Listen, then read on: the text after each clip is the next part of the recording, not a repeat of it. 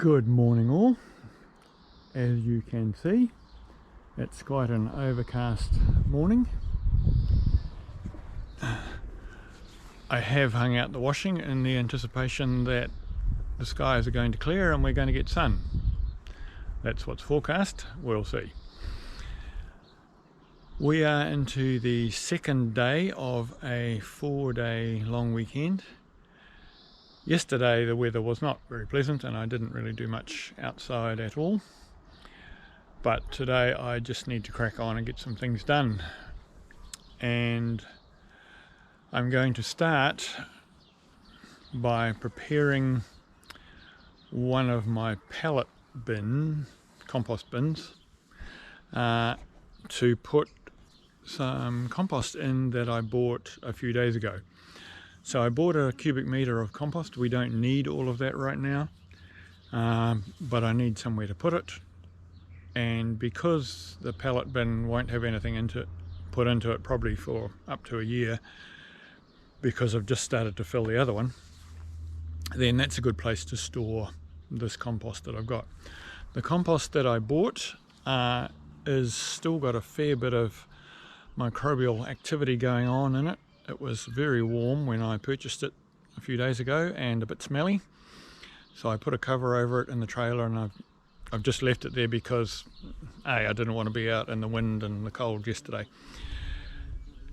Before I can put that into the compost bin, I need to line the compost bin better than it is currently lined. And so I'm going to take this sheet of board, plasticky board here, that I put here more than a year ago. I had a whole lot of bits of tree wood stored just here while I was waiting for the chipper to arrive, and so that's all long gone and not needed there anymore, but it is needed down in the compost bin. So let's go for a walk down there and I'll show you what I mean and what's going on. As I walked up here before, I realised that this rose actually needs some attention as well. There's a nice bud coming on there, but this has fallen down, so I need to come back up before I do anything else and tie that up.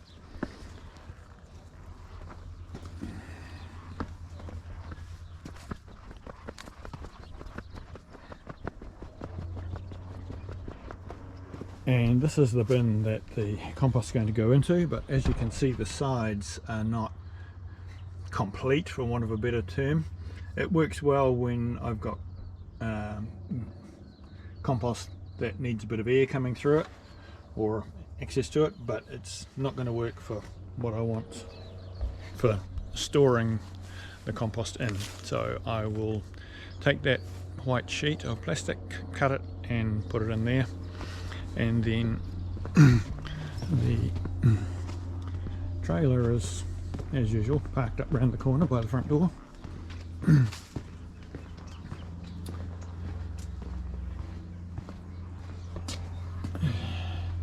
And as you can see, this compost it's still fermenting here. It was very warm.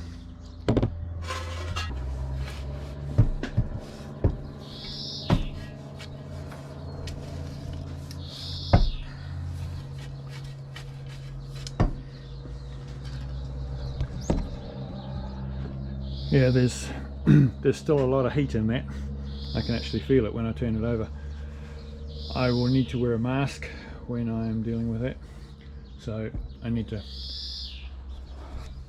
crack on and get on with it.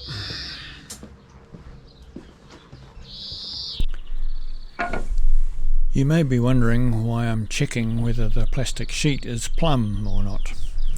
The reason is so I know whether I need to measure both the top and bottom of the sheet where I'm going to cut it, or whether I can just measure the top and then plumb down from that. I needed the level there to use anyway as a straight edge, so in the end I decided to measure top and bottom, as it wasn't quite plumb. You'll see a bit further on that actually cutting the sheet was very straightforward, using a cut-off wheel and the angle grinder. I just needed to be careful to pull the sheet away from the summer house behind it so that I didn't accidentally mark the wood and then below that the bricks. That proved to be a fairly straightforward process, and I didn't even manage to get my fingers in the way at any part.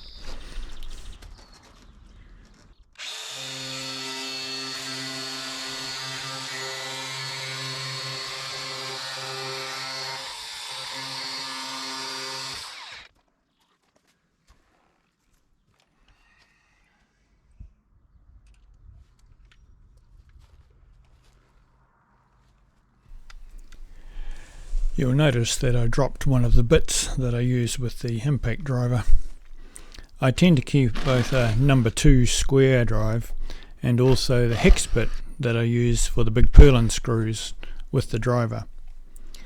One in the chuck and one on the magnet on the side. The screws that were holding the plastic were actually hex dome heads, so I needed a hex socket to remove them. Having 2 bits on the magnet isn't that secure, and later on in the process I actually lost my square drive bit, which I was a bit miffed about as it was a good quality Milwaukee one. Thankfully I found it a few days later in the lawn, slightly rusty, even though I had covered that ground several times on the day looking for it. I had already measured the sides of the bin where the plastic sheet was going to go, so I knew the sheet would fit. Initially I thought it was going to be a bit short of length, but as you'll see later, I had to change how the front boards were attached to the bin sides, and so the sheets ended up being ideal length. It isn't shown in the video, but as I filled the bin, I found I needed to add a board each side at the top, above the plastic, to stop the compost from spilling over the top of the plastic and down into the sides.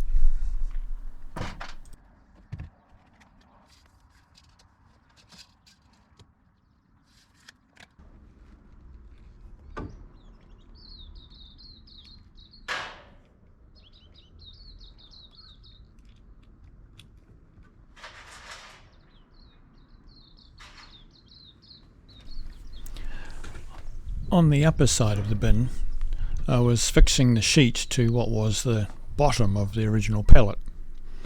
As such, it only had 3 boards going across, which was insufficient to either support the flimsy plastic sheet or to fix to. I put an extra board across between the middle and the lower and upper existing boards. These extra boards added the necessary support and also something to fix the sheet to at the top.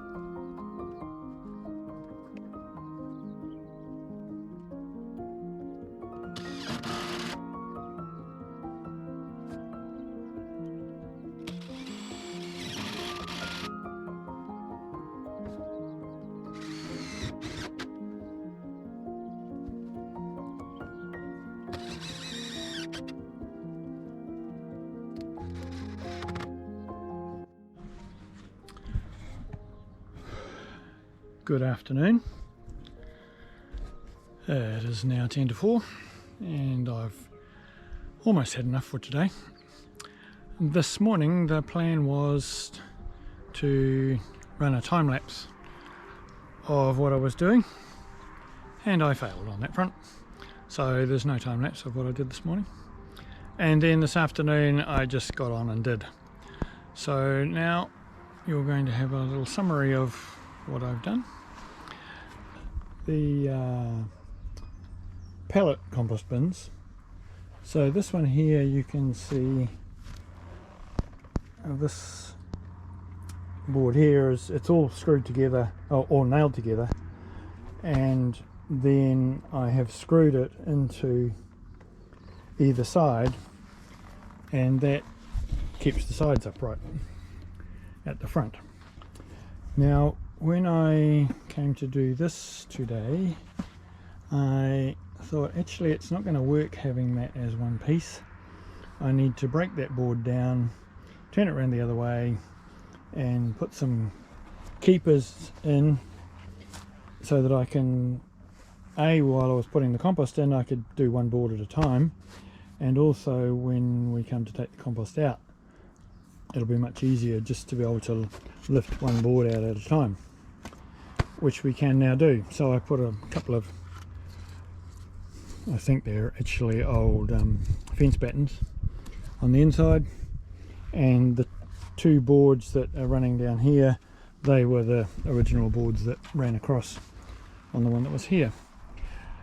I then realized as I was doing it that this pallet here had no support this way, and so I found a trusty fencing standard, aka a Waratah, and I've banged that in the ground there and put a screw in it for good measure, and that's retaining that.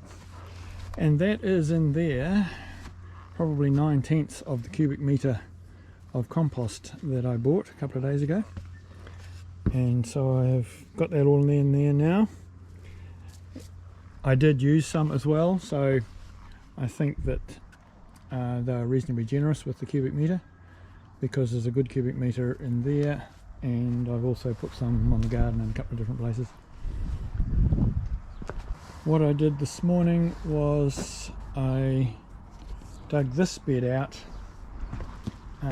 over on the far side there and put this board in, because that will be a path that will have some weed mat in the bottom, and then the next time I use the chipper, the chips will go in there, the same as we've done on the other paths in this garden.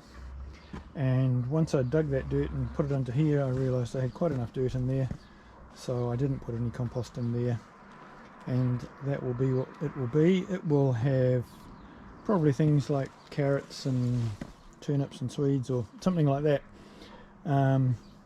things that don't particularly like a rich soil, as in full of compost, so they can go in there and that'll be good. The trailer is now empty and washed and cleaned. There was another wee job that has been hanging around for almost 3 years since I bought the territory. It has to do with the tow hitch. When I bought it, it had a massive tow hitch on it. Presumably they'd been towing a large boat or caravan or something. So I took that off because it was a real shin breaker of a thing and far heavier than I was going to need. But the problem was that the cheap and cheerful hitch that I bought from Super Cheap was quite rattly, i.e.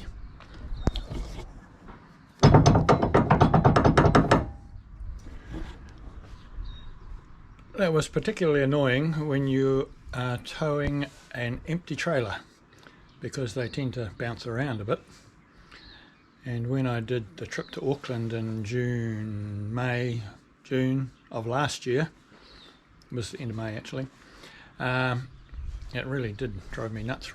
But anyway, I recovered, and today I needed to put the hitch back in. I'd taken it out earlier in the week for another reason that I won't go into, and I thought, I'm going to fix that bloomin' hitch.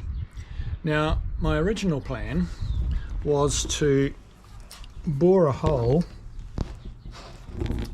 up under here and to tap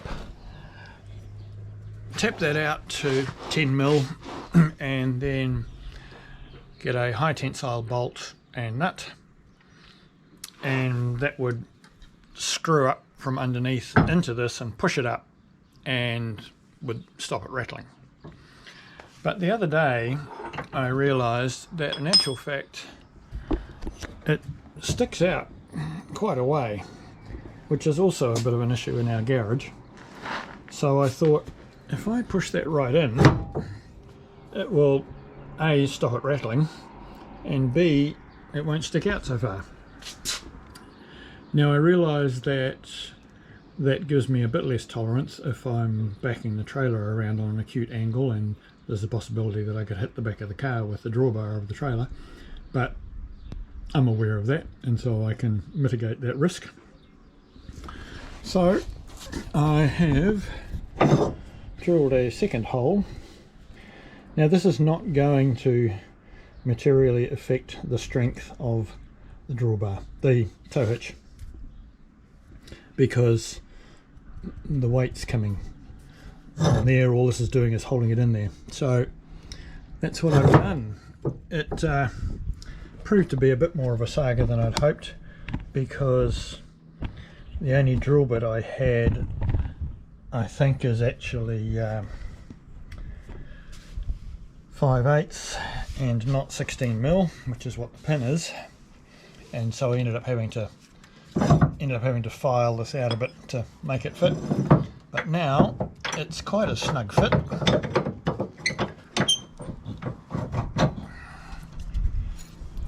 And now it doesn't rattle at all.